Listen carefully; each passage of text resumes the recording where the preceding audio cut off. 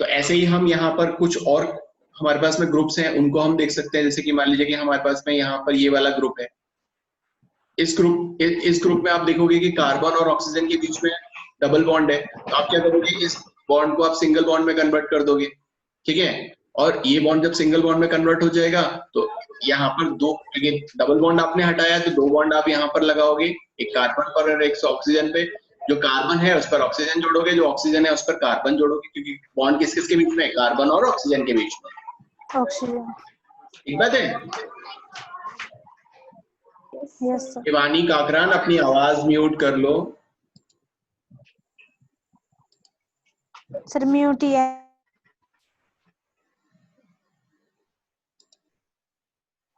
चलो,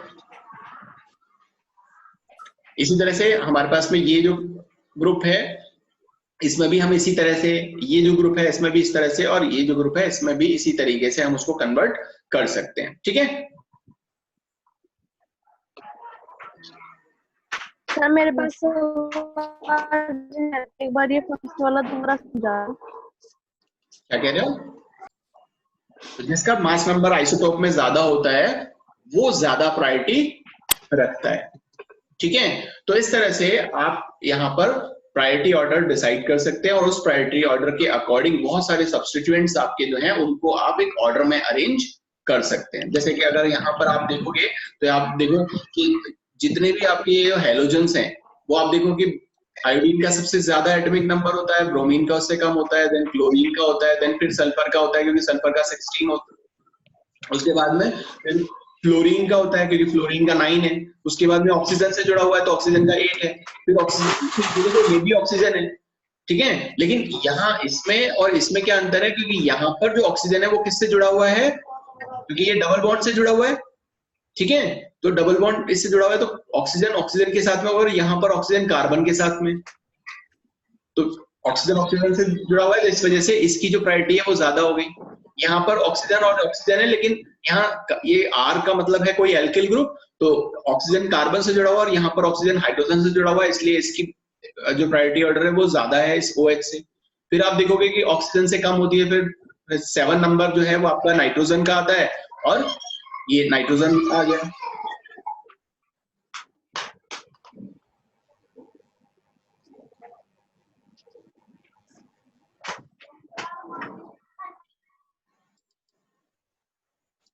इसी तरह से यहाँ पर जो नाइट्रोजन है वो नाइट्रोजन ऑक्सीजन से जुड़ा हुआ था, यहाँ पे नाइट्रोजन कार्बन से जुड़ा हुआ है, तो इसलिए इसकी प्रायोरिटी कम थी।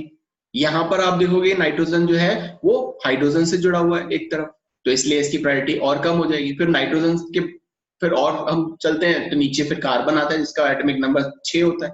फिर ये कार्बन जो है वो क्लोरीन से जुड़ा हुआ है, यहाँ पर कार्बन हाइड्रोजन और क्लोरीन से जुड़ा हुआ है, तो यहाँ पे 3 क्लोरीन है, यहाँ पे 2 ही क्लोरीन है, इसलिए यहाँ पर इसकी प्रायोरिटी ज्यादा होगी।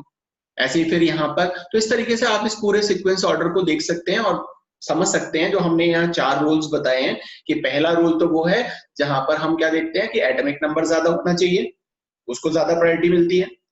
दूसरा रूल क्या है, दूसरा रूल ये है कि हमारे पास में क्या होना चाहिए हमारे पास में अगर सेम एलिमेंट से अगर वो 2 ग्रुप ऐसे हैं जो जुड़े हुए हैं, तो उसका जो अगला वाला जो एलिमेंट है वो क्या होना चाहिए, उसका एटॉमिक नंबर ज्यादा अगर है तो उसकी प्रायोरिटी ज्यादा हो जाती है। तीसरा रूल हमारे पास में ये है कि अगर वो डबल बॉन्ड या ट्रिपल बॉन्ड से जुड़ा हुआ है तो हम उसको equivalent number of similar atoms उसको सिंगल बॉन्ड से जोड़ देते हैं और फिर देखते हैं कि अगला एटम कौन सा है, तो जिसकी प्रायोरिटी जिसकी एटॉमिक नंबर ज्यादा है वो हमारे पास में आ जाता है। और थर्ड लास्ट जो फोर्थ रूल है वो हमारे पास में ये है कि आइसोटोप्स जहां पर अगर जुड़े हुए हैं तो जिस आइसोटोप का मास नंबर ज्यादा है वो प्रायोरिटी ज्यादा लेगा सीक्वेंस ऑर्डर में, और जिसका मास नंबर कम है वो प्रायोरिटी ऑर्डर उसका क्या हो जाएगा, कम हो जाएगा। जैसे आप यहाँ पर नीचे देख पा रहे हो कि ड्यूटेरियम जो है उसकी प्रायोरिटी ज्यादा है और हाइड्रोजन जो प्रोटॉन है उसकी प्रायोरिटी क्या है, कम है। तो मैं समझता हूँ कि आपको ये जो सीक्वेंस रूल है ये सब समझ में आ गए होंगे, और इससे आप एक प्रायोरिटी डिसाइड कर सकते हो। जो भी कंपाउंड आपके पास में होगा उससे जो भी 4 अलग अलग ग्रुप जुड़े हुए होंगे उनको इस सीक्वेंस रूल को अप्लाई करके एक प्रायोरिटी ऑर्डर उनके ग्रुप्स का आप जमा लोगे। सर आवाज कट रही है। आवाज कट रही है, कोई बात नहीं, बीच बीच में नेटवर्क का इश्यू हो जाता है। आवाज नहीं आ रही।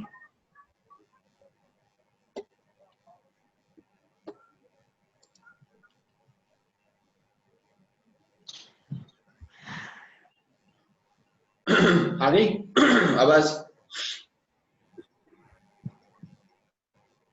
चलो, इतना काम अगर जब आप कर लेते हो, ये 4 चीजें कर लेते हो, उसके बाद में अगली चीज आती है कि हम इसको जो आरएस सिस्टम हम देख रहे थे कि इसको रेक्टस क्यों बोलेंगे, सिनिस्टर क्यों बोलेंगे, तो हम इन 4 चीजों को करने के बाद में अब अगला जो स्टेप होता है वो हमारा वो ये होता है कि वो जो कायरल सेंटर है उस किसी भी कंपाउंड में सबसे पहले वो कायरल सेंटर ढूंढा जाता है कि वो कायरल सेंटर कौन सा है। जैसे कि अगर हम यहाँ पर कोई कंपाउंड यहाँ पर लिखे हैं, जैसे अभी थोड़ी देर पहले भी हमने बात की थी कि मान लो कि हमारे पास में यहाँ एक कंपाउंड है जिसमें एक OH जुड़ा हुआ है, एक CH3 जुड़ा हुआ है, एक हाइड्रोजन जुड़ा हुआ है और एक ब्रोमीन जुड़ा हुआ है। ठीक है, तो ये हमारे पास में एक कंपाउंड है। तो ये सबसे पहले तो हमने ये डिसाइड किया कि साहब इसमें कायरल सेंटर कौन सा है। तो कायरल सेंटर वो कार्बन है जो 4 अलग अलग ग्रुप्स के साथ में जुड़ा हुआ है। तो पहला काम हमारा हो जाता है कि इसकी हम क्या कर लेंगे, सबसे पहले ये देख लेंगे कि कायरल सेंटर क्या है, और उस कायरल सेंटर में अब ये देख लेंगे कौन कौन से ग्रुप जुड़े हुए हैं, और उसको फिर हम एक प्रायोरिटी ऑर्डर में जमा लेंगे हाईएस्ट से लोएस्ट की तरफ। ठीक है, तो हाईएस्ट से लोएस्ट की तरफ अगर हम यहाँ पर जमाएं तो सबसे ज्यादा जो प्रायोरिटी है वो किसकी है? सबसे ज्यादा प्रायोरिटी है ब्रोमीन की, उसके बाद में प्रायोरिटी है OH की, उसके बाद प्रायोरिटी है CH3 की, और उसके बाद प्रायोरिटी है हाइड्रोजन। यही प्रायोरिटी ऑर्डर आएगा। Yes sir. अब जब हमने प्रायोरिटी ऑर्डर डिसाइड कर लिया, अब हमें क्या करना पड़ेगा, क्योंकि कंपाउंड आपका किसी भी फॉर्म में लिखा हो सकता है, जरूरी नहीं है आपका कंपाउंड इस तरीके से स्ट्रक्चर बनी हुई हो।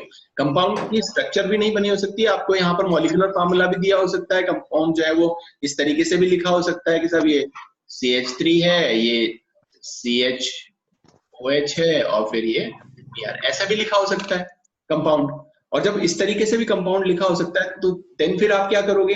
तो अब आपका मेन काम जो होता है वो ये होता है कि उस मॉलिक्यूल को सही तरीके से ओरिएंट करना, ताकि आप उसको देख पाओ कि वो किस तरीके का है। तो देखो, आपको हमेशा एक चीज ध्यान रखनी है कि जिसका प्रायोरिटी ऑर्डर सबसे कम है। अच्छा, आप लोगों ने वो देखा है जो भी 4 व्हीलर और जो है आपके ट्रक और बस कार, इन सब के अंदर जो स्टीयरिंग होता है, स्टीयरिंग सबने देखा है? Yes sir. है ना? अब देखो स्टीयरिंग किस तरीके का होता है। स्टीयरिंग होता है कि ये आपका वो जो व्हील है, स्टीयरिंग व्हील वो होता है, ठीक है ना, और इससे फिर एक नीचे की तरफ वो निकला होता है शाफ्ट, ठीक है, जिसको आप घुमाते हो। वो ये तो आप पकड़ोगे इस व्हील को, तो और नीचे की तरफ वो एक शाफ्ट जा रहा होता है, ठीक है। तो आप इसको, जो कंपाउंड है, हमेशा इस कंपाउंड को आपको ये शाफ्ट की तरह ही देखना है। जैसे कि आपको इस फिगर में भी आपको दिख रहा होगा, जैसे ये फिगर हमारे पास में है, तो ये जो आप देख पा रहे हो ये आपका वो व्हील हो गया जिससे आप गाड़ी चलाते हो पकड़ करके, और ये जो पीछे ये जो जा रहा है, ये क्या है? ये वो शाफ्ट है जो नीचे की तरफ जा रहा है, और वो उससे जुड़ा हुआ है, और वो आपके टायरों को जो है इधर उधर घुमाता है, ठीक है। तो आपको क्या करना है, इस कंपाउंड को इस तरीके से देखना है। फोन किसका बज रहा है? देखो सबका म्यूट खुला हुआ है, मतलब सब जो है वो म्यूट हो रखे हैं, मतलब अनम्यूट हो रखे हैं, और आप लोग बोलते हो कि हम म्यूट रखते हैं।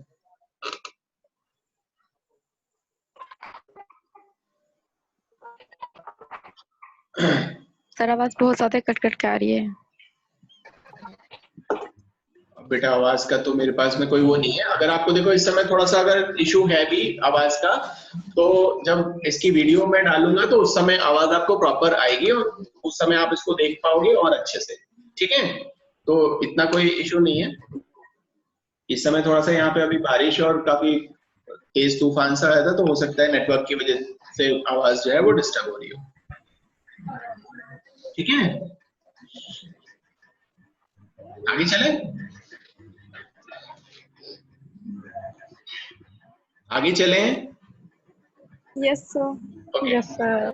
ओके, तो अब हमारा काम क्या होता है, जब हमने ये देख लिया कि सब यहाँ पे एक कंपाउंड ये है, इसका कायरल सेंटर ये है, और इस कायरल सेंटर पे जोड़ने वाले जो ग्रुप्स हैं उनका प्रायोरिटी ऑर्डर क्या है, तो अब हम इसको इस तरीके से देखते हैं कि जो आपका लोएस्ट प्रायोरिटी ऑर्डर पर जो ग्रुप या कंपाउंड या जो एटम है, उसको आप इस तरह से देखोगे कि वो शाफ्ट के जैसे हो, ठीक है, या आपसे दूर हो। जैसे कि हमने यहाँ पर आप देख भी पा रहे हो कि ये जो 4 नंबर है, ये जो 4 नंबर जिसकी प्रायोरिटी सबसे कम होती है, इसको हमने क्या किया है, अपने से दूर किया हुआ है। हम ऐसे देख रहे हैं, ठीक है, क्योंकि सामने की तरफ हमारे पास में व्हील है और पीछे की तरफ हमारे पास में क्या है, वो शेफ्ट है। तो वो सबसे कम प्रायोरिटी का आपका ग्रुप या एटम। ठीक, अब हम ये देखते हैं कि वो जो प्रायोरिटी ऑर्डर है, अब जैसे मान लो कि ये हम मान लेते हैं कि ये आपका शेफ्ट है और ये हमारे पास में वो व्हील है। तो यहाँ पर हम प्रायोरिटी ऑर्डर देखेंगे तो ये देखो प्रायोरिटी ऑर्डर 1 2 3 और ये 4 ऐसे ही आएगी। Yes, sir. ओके, और यहाँ पर आप देखोगे अब 1 से लेकर के और 3 तक, क्योंकि 4 तो हमारे पास में उसको हमें देखना ही नहीं है क्योंकि वो तो शेफ्ट की तरह पीछे की तरफ गया हुआ है ना। तो इसको हम देखेंगे तो ये देखो किस तरीके से सीक्वेंस चलेगा, ये चलेगा 1 से लेकर के 2 देन 3 इस तरीके से। और ये जो हिसाब किताब है वो कैसा हो रहा है, ये हो रहा है आपका क्लॉकवाइज, राइट साइड में घूम रहा है। ये जो सर्किल जो घूमा है वो कैसा घूमा है, राइट साइड में घूमा है। Yes, sir. अब राइट साइड में घुमा है, इसलिए ये जो कंपाउंड आपका है वो क्या कहलाएगा, वो कहलाएगा आपका रेक्टस। मेरी बात समझ में आई। Yes, sir. Yes, sir. और अगर ये कंपाउंड, अगर इसको, इस कंपाउंड को हम दूसरे तरीके से अगर लिखें तो दूसरे तरीके से क्या लिखेंगे कि भैया इसका जो मिरर आइसोमर है, ठीक है ना, मिरर इमेज है, वो क्या हो जाएगी, ये हो जाएगी, ये इसकी मिरर इमेज है। और यहाँ पर अगर हम प्रायोरिटी ऑर्डर देंगे तो यहाँ पे हमारा प्रायोरिटी ऑर्डर होगा 1, उसके बाद में हमारा OH है 2, उसके बाद हमारा ये है और ये हमारा है। ये तो हमसे दूर है, इसका तो हमें लेना देना नहीं है। और यूं अगर हम चलते हैं तो हम देखते हैं कि ये एंटी क्लॉकवाइज या लेफ्ट साइड के अंदर रोटेट हो रहा है। और लेफ्ट साइड में अगर ये रोटेट हो रहा है तो ये जो हमारे पास में आइसोमर होगा ये कैसा होगा, S आइसोमर होगा, जिसे हम बोलेंगे सिनिस्टर। ठीक है, Yes. तो इस तरह से आप यहाँ पर भी देख पा रहे हो कि ये जो हमारे पास में कंपाउंड है, इसमें ये जो 1 नंबर है, ये आपका 2 नंबर है, तो 1 और ये 3 नंबर है। तो हम कैसे चलेंगे, हम चलेंगे यहाँ से 1 से लेकर के 2 और फिर 3। तो ये हम कैसे घूम रहे हैं, हम ये घूम रहे हैं लेफ्ट हैंड साइड में, एंटी क्लॉकवाइज। तो इसलिए इसको हम क्या बोलेंगे, इसलिए इसको हम बोलेंगे सिनिस्टर। यहाँ पर आप देखोगे यहाँ पर 1 2 3 इस तरह से हम घूम रहे हैं और ये है हमारा राइट साइड में हम रोटेट हो रहे हैं, इसीलिए ये हमारे पास में क्या हो जाएगा, रेक्टस, राइट साइड रेक्टस। ठीक है, तो RS सिस्टम समझ में आया, इसमें कैसे नाम आप दे सकते हो वो समझ में आई आपको चीजें। इसको दूसरे तरीके से भी आप यहाँ पर देख सकते हो कि सबसे पहले आपको क्या करना पड़ेगा, पहले प्रायोरिटी फिक्स करनी पड़ेगी। प्रायोरिटी कैसे फिक्स करोगे, सीक्वेंस रूल्स के अकॉर्डिंग, कि कौन सबसे ज्यादा प्रायोरिटी रखता है, 1 नंबर 2 नंबर 3 नंबर 4 नंबर। उसके बाद में आप क्या करोगे, वो जो सेमी सर्किल से ज्वाइन करोगे कि 1 2 3 जो है वो आप राइट साइड में घूम रहे हो, उस सर्किल को घुमा रहे हो, या वो लेफ्ट साइड में आप घुमा रहे हो, तो उस तरीके से आप उसको क्या दे सकते हो नाम, उससे आप नाम दे सकते हो वो रेक्टस है या सिनिस्टर है। जैसे इसमें अगर आप देखोगे तो 1 और ये 2 और फिर आपका ये 3, तो ये हम राइट साइड में घूम रहे हैं, यूं राइट साइड में घूम रहे हैं, तो इसलिए ये आपका रेक्टस हो जाएगा। यहाँ पर आप देखोगे तो 1 है, फिर 2 है, फिर 3 है, 4 को तो हमें लेना ही नहीं है, 4 तो हमारा हमसे पीछे की तरफ है, तो उसको तो हमें कंसिडर करना ही नहीं है। तो ये हमारे पास में लेफ्ट साइड में घूम रहा है, इसीलिए ये क्या हो जाएगा हमारा सिनिस्टर।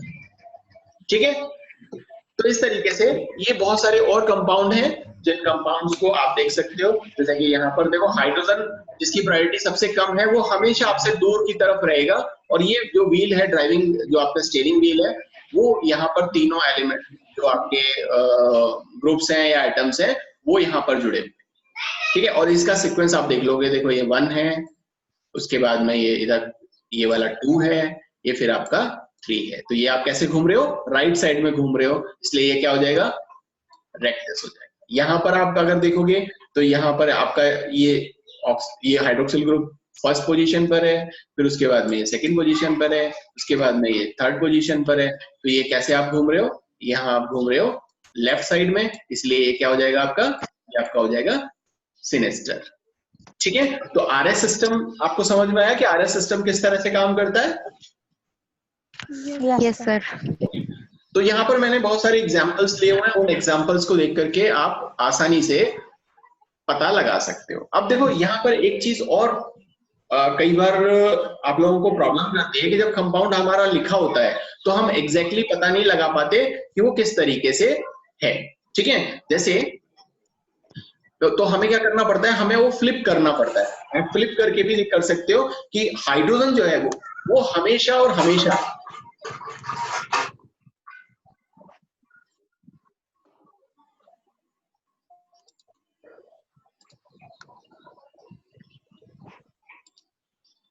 देखो मुझे बंद करना पड़ता है तब पीछे से बर्तनों की आवाज बंद होती है, वरना बर्तनों की आवाज, किसी के भी बोलने की आवाज, वो सब आती रहती है।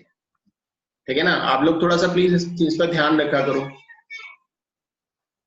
तो कभी कभी क्या होता है कि हमारा जो कंपाउंड है उसको सही लिखने का तरीका ये होता है कि जो हाइड्रोजन या जो सबसे लोएस्ट प्रायोरिटी वाला जो कंपाउंड जो आपका ग्रुप है या एटम है वो हमेशा वर्टिकल लाइन पर होना चाहिए। आप हमेशा क्या लिखोगे, इसको वर्टिकली लिखोगे कंपाउंड।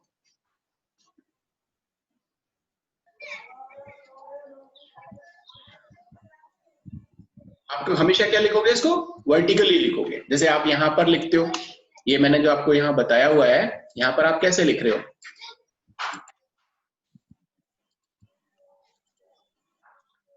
इसी तरह से तो लिख रहे थे। ये इस तरह से है, इस तरह से है, यहाँ पर कोई एक ग्रुप था, यहाँ पर एक कोई ग्रुप था, यहाँ पर कोई एक ग्रुप था और यहाँ पर एक ये ग्रुप था, यही था ना। अब देखो हम इसको ऐसे भी तो लिख सकते हैं, लिख सकते हैं ये जो क्रॉस जो आपका ये जो है ये आपका वो कार्बन है जो आपका कायरल कार्बन है। ठीक है, और हाइड्रोजन या लोएस्ट प्रायोरिटी का जो ग्रुप है या एलिमेंट है वो हमेशा इस वर्टिकल लाइन के या तो ऊपर आना चाहिए या नीचे आना चाहिए। यहां नहीं आना चाहिए, इस हॉरिजॉन्टल लाइन पर नहीं आना चाहिए, इस वाली लाइन पे नहीं आना चाहिए। मेरी बात समझ में आ रही है? जब भी आप आरएस सिस्टम को करोगे तो आप इसको हमेशा ऐसे बनाओ और जो लोएस्ट प्रायोरिटी है उसको आप उस वर्टिकल लाइन पर रखो, उस खड़ी जो लाइन है उस खड़ी लाइन पर रखो। अब देखो यहाँ खड़ी लाइन पे तो नहीं है, यहाँ पे तो किस पे है, हॉरिजॉन्टल लाइन पर है, हाँ या ना। ये देखो हॉरिजॉन्टल लाइन पर है, तो आपको क्या करना पड़ेगा, आपको इसके अंदर इंटरचेंज करने पड़ेंगे। और हमेशा इंटरचेंज जो है वो सेट्स में होता है, सेट में मतलब पेयर में होता है, दो होते हैं। जैसे अगर आपको ये चेंज करते हो, इसको यहाँ से यहाँ, इसको यहाँ से यहाँ, तो इसको भी आपको क्या करना पड़ेगा, लेकर के आना पड़ेगा यहाँ से। अगर ऐसा आप कर देते हो तो देखो हाइड्रोजन तो आ गया यहाँ पे, और ये जो ब्रोमीन है ये चला गया यहाँ ऊपर, ये ब्रोमीन यहाँ आ गया। ऐसे ही यहाँ पर आप इसमें देखोगे तो ये जो हाइड्रोक्सिल ग्रुप है वो तो आपने यहाँ नीचे कर दिया, तो ये हाइड्रोक्सिल ग्रुप यहाँ नीचे आ गया, और ये जो CH3 है ये यहाँ ऊपर आ गया। आया या नहीं आया? आ गया। अब देखो ये अब हमारा जो हाइड्रोजन है वो हाइड्रोजन कहाँ पर आ गया, वर्टिकल लाइन पर आ गया। अब ये वर्टिकल लाइन पर ऊपर भी हो सकता है, नीचे भी हो सकता है, कहीं पर भी। कोशिश आपको करनी है कि नीचे आए तो ज्यादा अच्छा है, ठीक है। और अगर ऊपर भी आता है तो भी कोई दिक्कत नहीं है, बट ये है कि वर्टिकल लाइन पर होना चाहिए।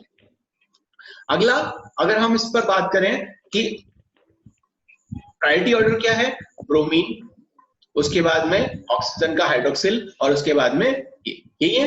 अब ये कैसे हम मूव कर रहे हैं, हम मूव कर रहे हैं ऐसे, और ऐसे हमने मूव किया तो ये क्या हुआ, राइट साइड में घुमा, राइट साइड में घुमा है ना, तो ये क्या हो जाएगा, रेक्टस। क्या हो जाएगा ये, रेक्टस। ठीक है। अब जैसे इस एग्जांपल को देखो, हमने यहाँ पर क्या कर रखा है, यहाँ पर देखो सबसे कम प्रायोरिटी थी हाइड्रोजन की, और ये हाइड्रोजन कहाँ था, ये हाइड्रोजन जो है वो हॉरिजॉन्टल लाइन पे था। अब इस हॉरिजॉन्टल लाइन से हमने इसको क्या किया, इंटरचेंज किया, इसको यहाँ से यहाँ लेकर आए और इस ग्रुप को ऊपर लेके गए। तो आप यहाँ देखोगे कि हाइड्रोजन तो आ गया नीचे, और ये जो मिथाइल ग्रुप है ये चला गया ऊपर। अब मैंने आपको बताया था कि हमेशा इंटरचेंज किस में करते हैं, सेट में करते हैं, पेयर में करते हैं। तो एक हमने एक किया तो इसका दूसरा भी करना पड़ेगा। तो यहाँ पर ये जो कार्बोक्सिलिक ग्रुप है और हाइड्रोक्सिल ग्रुप है इसको इंटरचेंज कर दोगे, तो ये कर दिया हमने। अब यहाँ पर ये आ गया आपका हॉरिजॉन्टल वर्टिकल लाइन पर हाइड्रोजन। अब हम यहाँ पर देख लेंगे कि भाई किस किस की कितनी कितनी प्रायोरिटी है। हमारी पहली प्रायोरिटी किसकी थी, OH की। दूसरी प्रायोरिटी पर कौन है, COOH। तीसरी प्रायोरिटी पे कौन है, CH3। अब हम देखो कि कैसे घूम रहा है, ये घूम रहा है ऐसे, एक ऐसे लेकर के, तो ये कैसे घूम रहा है, राइट साइड में, तो ये आपका रेक्टस है, ये आपका रेक्टस। अगर इस वाले कंपाउंड को देखो, दूसरे वाले कंपाउंड को अगर आप देखो तो यहाँ आप देखोगे कि ये हाइड्रोजन जो है वो वर्टिकल लाइन पर नहीं है, तो आपको उसको लाना पड़ेगा। तो आपने इसको यहाँ पर ले लिया और इसको यहाँ पर ले लिया, इसको इंटरचेंज किया, तो ये इस तरह से हो गया। अब आप यहाँ पे देखो कि OH जो है उसकी पहली प्रायोरिटी थी, फिर उसके बाद में ये थोड़ा गलत हो गया बेटा, है ना, ये यहाँ पर जब हमने इसको चेंज किया है ना, तो यहाँ पर ये चेंज गलत हुआ है। ये जो है ये COOH है एक्चुअली में, ये COOH है। मैं इसको कर देता हूँ COOH, ठीक है, ये COOH। तो ये इसकी दूसरी प्रायोरिटी है हाइड्रोक्सिल के बाद, और ये तीसरी प्रायोरिटी। तो हम जब इसको घुमाएंगे तो कैसे घुमाएंगे, ऐसे, ठीक है। तो ये उल्टा घूम रहा है, लेफ्ट साइड में घूम रहा है। आवाज नहीं आ रही है बेटा? पीछे से आपकी इतनी आवाज आ रही है, बताओ मेरी आवाज कहाँ से आएगी? मैं बीच बीच में ना सबको म्यूट करता रहता हूँ, उसके बाद भी यही हाल होता है। अभी आ रही है?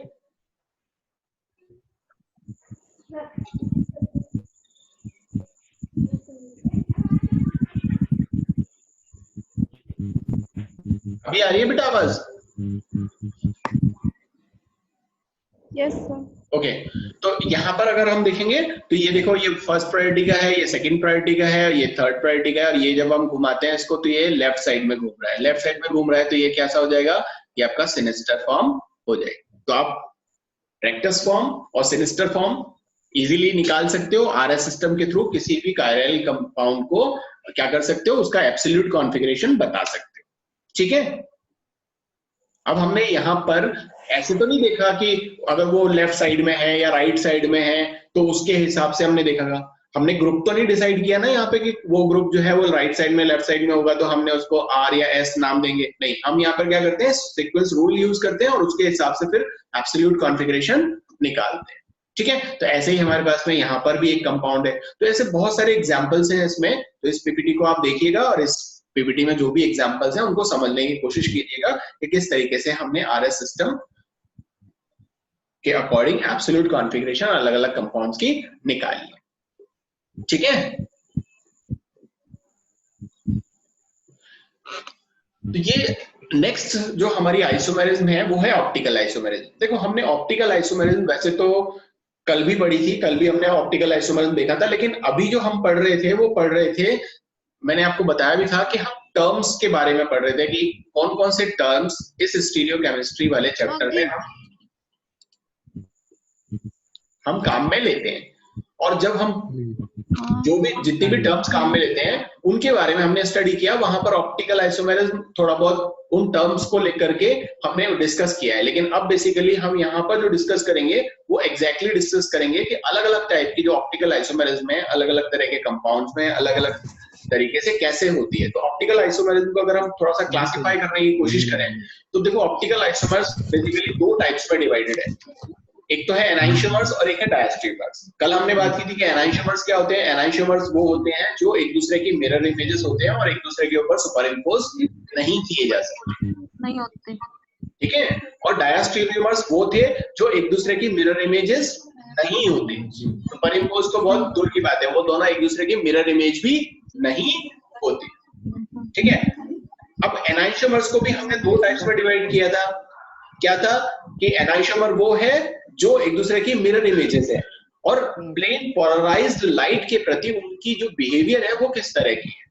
तो देखो या तो वो प्लेन पोलराइज्ड लाइट को रोटेट करता है राइट साइड में, या आप बोल सकते हो क्लॉकवाइज डायरेक्शन में, या फिर वो रोटेट करता है उसको एंटी क्लॉकवाइज डायरेक्शन में। तो इसके हिसाब से हमने कहा था कि वो या तो डेक्स्ट्रो रोटेटरी दक्षिणावर्त घूर्णक होगा या वो लेवो रोटेटरी वामावर्त घूर्णक होगा। और जो डायास्टीरियोमर है उन डायास्टीरियोमर्स को हमने बोला था कि वो एक दूसरे की मिरर इमेजेस नहीं होते, और इसको हमने नहीं पढ़ा और इसको यहाँ पर हम पढ़ेंगे। तो इसको हम दो टाइप्स में डिवाइड करते हैं, एक होता है आपका इरिथ्रोफॉर्म और एक होती है थ्रियोफॉर्म। अब ये इरिथ्रोफॉर्म और थ्रियोफॉर्म क्या होती है उसको हम अभी बात करेंगे, थोड़ा सा डेक्स्ट्रो रोटेटरी लेवो रोटेटरी पे बात करेंगे, एनाइसोमर डायस्टीरियोमर्स पे बात करेंगे। कुछ जो कंपाउंड हमने यहाँ देखे थे उससे कुछ और अलग कंपाउंड्स थोड़ा सा इस वाले पर्टिकुलर टॉपिक में थोड़ा डिस्कस करेंगे, ठीक है। 10 मिनट बाद ये बंद हो जाएगा तो आप दोबारा ज्वाइन कर लीजिएगा। सो ऑप्टिकल आइसोमर्स, अब जैसे कल भी हमने बात की थी और अभी भी मैंने आपको बताया कि जो भी लाइट के प्रति अपना व्यवहार बताएगा कि उसको जो स्पेसिफिक रोटेशन है उसको राइट साइड में करेगा या लेफ्ट साइड में करेगा, उस हिसाब से उसको हम क्या बोलेंगे, डेक्स्ट्रो रोटेटरी या लेवो रोटेटरी बोलेंगे। डेक्स्ट्रो रोटेटरी को आप डी फॉर्म भी लिखते हैं, डेक्स्ट्रो का डी, और जो लेवो रोटेटरी है वामावर्त घूर्णक है उसको आप एल फॉर्म से रिप्रेजेंट करते हैं बेसिकली, ठीक है। ये जो अलग अलग कंपाउंड डिफरेंट तरीके से जो स्पेसिफिक रोटेशन कर देते हैं उसको आप मेजर करते हो, उसको किससे मेजर करते हो, पोलैरिमीटर से मेजर करते हो कि कितना स्पेसिफिक रोटेशन उसने किया, जो एंगल उसने रोटेट किया प्लेन पोलराइज्ड लाइट का। अब ये कई बातों पर डिपेंड करता है कि वो जो स्पेसिफिक रोटेशन है वो कितना डिग्री हुआ। तो देखो पहला तो ये डिपेंड करता है कि कंपाउंड की नेचर कैसी है, ठीक है। दूसरा डिपेंड करता है कि किस तरह के सॉल्वेंट में हमने उसको डिसॉल्व करके फिर उसका कैलकुलेट किया है, उस सैंपल ट्यूब के अंदर डाल के उसमें लाइट का जो बिहेवियर है उसका वो शो मतलब स्टडी किया है। एक डिपेंड करता है कि हमने उस सॉल्यूशन की कंसंट्रेशन कितनी ली है। यदि कंसंट्रेशन कम ज्यादा होगी तो आपको पता है लाइट उसके प्रति अलग अलग तरह से बिहेव क्यों करेगी, क्योंकि जहां ज्यादा कंसंट्रेशन होगी वहां पे ज्यादा कंपाउंड प्रेजेंट होगा, ज्यादा कंपाउंड प्रेजेंट होगा तो लाइट को ज्यादा और कम एब्सॉर्ब करेगा, और ज्यादा कम एब्सॉर्ब करेगा तो क्योंकि लाइट का जो रोटेशन है वो उस कंसंट्रेशन की वजह से इफेक्ट वहां पर होने वाला है। वेवलेंथ कौन सी हमने यूज की है, टेम्परेचर वहां पर क्या है, जो हमने सैंपल ट्यूब लिया हुआ है उसकी थिकनेस किस तरीके की है, जो लाइट हम पास कर रहे हैं, ठीक है ना। तो ऐसे करके बहुत सारी बातों पे डिपेंड करता है। हालांकि वो हमारे सिलेबस का पार्ट नहीं है, बट फिर भी मैंने आपको यहाँ थोड़ा सा एक इंफॉर्मेशन दी है। कुछ कंपाउंड जो ऑप्टिकल एक्टिविटी शो करते थे वहां पर हमने कल बात की थी कि ऑप्टिकली एक्टिव कंपाउंड कौन सा है। ऑप्टिकली एक्टिव कंपाउंड वो है जो प्लेन पोलराइज्ड लाइट को क्या करे, रोटेट करे, वो ऑप्टिकली एक्टिव है।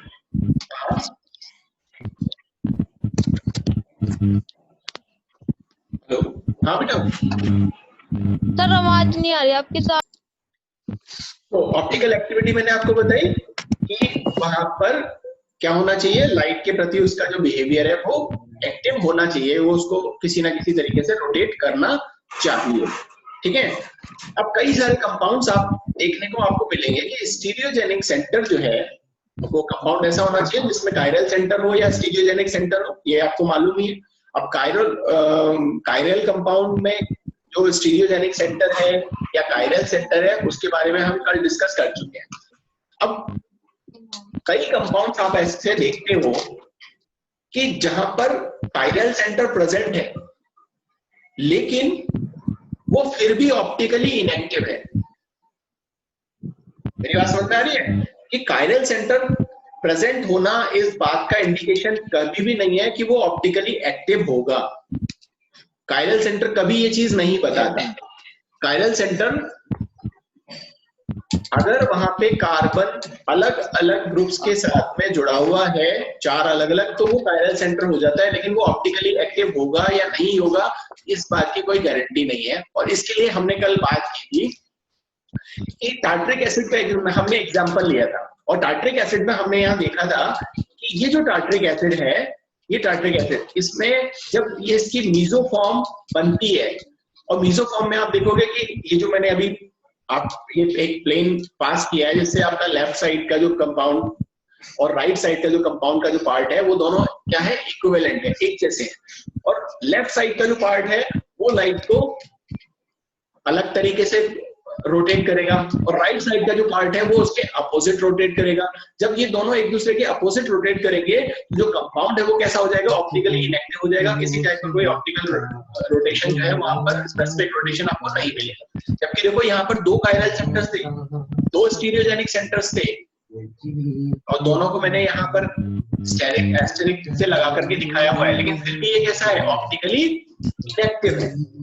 ठीक है, तो ये कभी भी नहीं हो सकता कि वहां पर कायरल सेंटर प्रेजेंट हो तो वो ऑप्टिकली एक्टिव ही होगा। दूसरा एक चीज और आपको हमने कल बात की थी कि अगर हम इक्विमोलिकुलर क्वांटिटी किसी कंपाउंड की ले लेते हैं, उसके दोनों आइसोमर्स की, जो डी आइसोमर है और एल फॉर्म का जो आइसोमर है, तो भी उसमें क्या डेवलप हो जाता है, ऑप्टिकली इनएक्टिव मतलब नेचर डेवलप हो जाता है। जबकि वहां पर भी क्या था, कायरल सेंटर था, स्टीरियोजेनिक सेंटर था।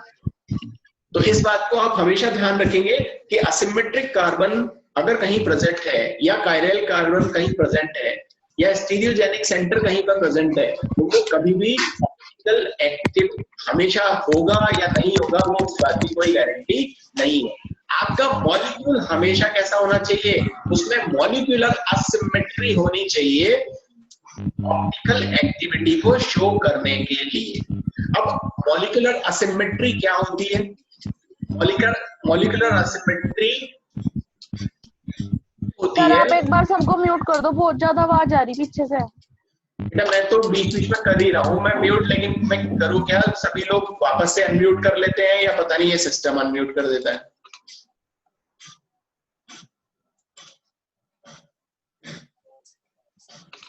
मॉलिक्यूलर असिमेट्री क्या होती है?